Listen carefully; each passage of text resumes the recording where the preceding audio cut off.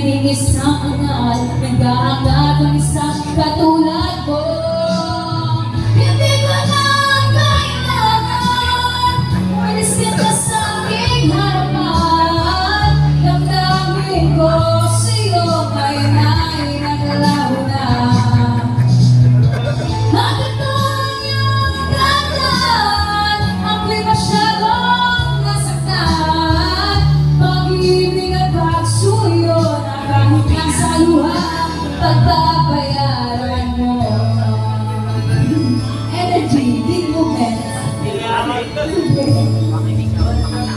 Tingnan mo ang katotohanan na tayo'y pare-pareho naman.